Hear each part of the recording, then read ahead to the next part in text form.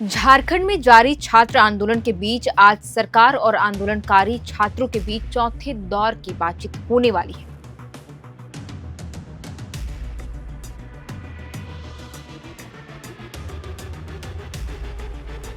दोनों पक्षों के बीच यह वार्ता दोपहर 2 बजे प्रस्तावित थी। फिलहाल स्टेट गेस्ट हाउस में सरकार और छात्रों के प्रतिनिधिमंडल के पहुंचने का इंतजार ही किया जा रहा है। बताया जा रहा है कि पहले सरकार की तरफ से मंत्रियों का प्रतिनिधिमंडल स्टेट गेस्ट हाउस पहुंचेगा।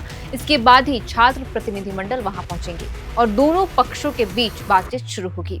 जेपीएससी और जेएसएससी परीक्षाओं में कथित अनियमितताओं को लेकर छात्र लंबे समय से आंदोलन कर रहे हैं। जयपाल सिंह मुंडा स्टेडियम में बड़ी संख्या में छात्र जुटे हुए हैं और परीक्षा प्रक्रिया में पारदर्शिता, निष्पक्षता और भर्ती व्यवस्था में सुधार की मांग कर रहे हैं।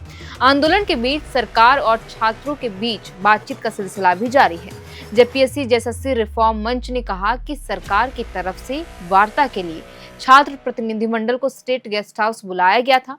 प्रतिनिधिमंडल निर्धारित समय पर वार्ता के लिए तैयार होकर पहुंचने की स्थिति में है, लेकिन सरकार की ओर से संबंधित मंत्री अब तक वार्ता स्थल पर पहुंचे ही नहीं। इस वजह से छात्र प्रतिनिधिमंडल को फिलहाल इंतजार ही करना पड़ रहा है और बातचीत शुरू नहीं हो सकी है।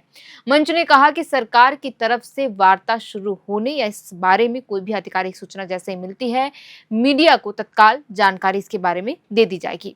इधर मुख्यमंत्री ने सभी मंत्रियों को प्रोजेक्ट भवन में आपात बैठक के लिए बुलाया है और बैठक शुरू भी हो चुकी है। इसके कारण सरकार और जेपीएससी जेएसएससी आंदोलनकारी छात्रों के बीच प्रस्तावित चौथे दौर की वार्ता में देरी हो रही है।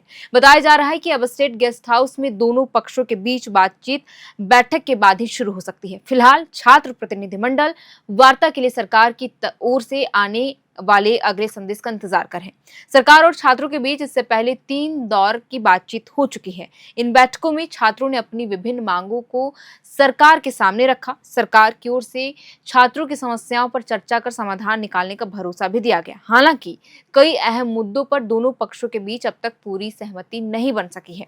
तीसरे दौर की बातचीत से पहले छात्र प्रतिनिधिमंडल को लेकर भी कुछ समय तक गतिरोध की स्थिति बनी थी। सरकार की आपत्ति के बाद छात्रों ने वार्ता के लिए 10 सदस्यीय प्रतिनिधिमंडल तय किया था। प्रशासन की ओर से सदर एसडीओ कुमार रजत और ADM law and order Dhananjay Kumar ने आंदोलनकारी छात्रों से बातचीत कर प्रतिनिधिमंडल को लेकर सहमति बनाने की भूमिका भी निभाई थी।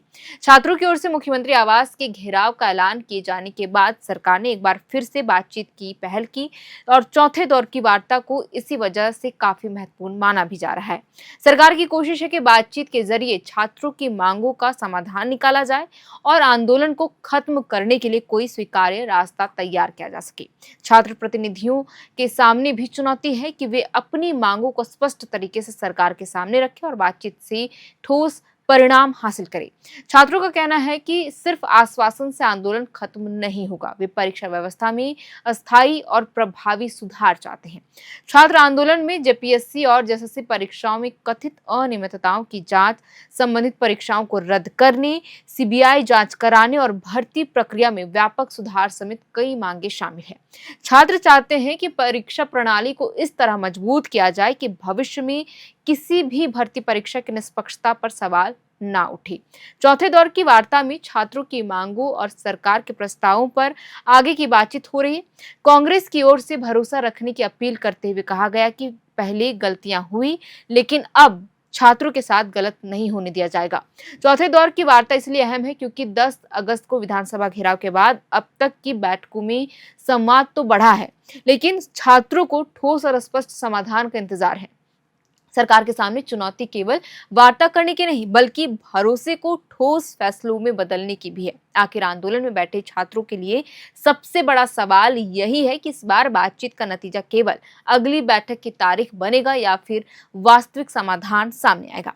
बैठक में बता दें कि सरकार के मंत्री समूह के सदस्य सुदिव्य कुमार सोनू, मंत्री दीपिका पांडे सिंह, संजय प्रसाद यादव, चमरा लिंडा, ये चारों मंत्री हैं। वहीं 10 सदस्यीय छात्र डेलीगेशन में कौन कौन शामिल है तो बता दें कि रविंद्र पासवान, पीयूष कुमार सिंह, रविंद्र कुमार रवि, कार्तिक सोरेन, राजेश प्रसाद। इसके अलावे अगर हम बात करें तो उमेश प्रसाद, शशांक कुमार, अंकित कुमार और आनंद कुमार का नाम शामिल है।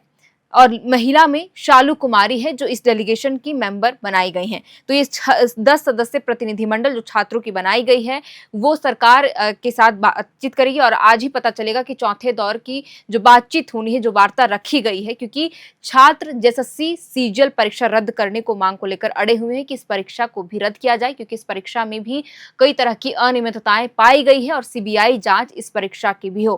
खैर, अब देखना होगा जब वार्ता शुरू हो जाएगा और वार्ता के बाद क्या कुछ हल निकलता है, क्या सरकार इन छात्रों की जो मांग है, हालांकि इससे पहले जब 9 अगस्त को छात्रों का डेलीगेशन और सरकार के जो प्रतिनिधिमंडल के बीच जो वार्ता हुई थी उसमें सरकार का दावा है कि 98% छात्रों की मांगों पर सहमति जता दी गई है।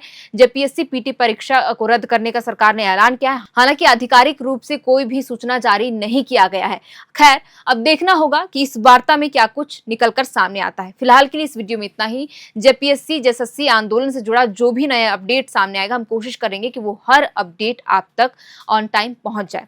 तो आप देख रहे थे एयर नाउ, मेरा नाम है शरतन, कैमरे के पीछे मौजूद है अभिषेक। बहुत बहुत शुक्रिया। FRP pressure vessels are made using fiber reinforced plastic, a powerful combination of high strength glass fibers and corrosion resistant resin.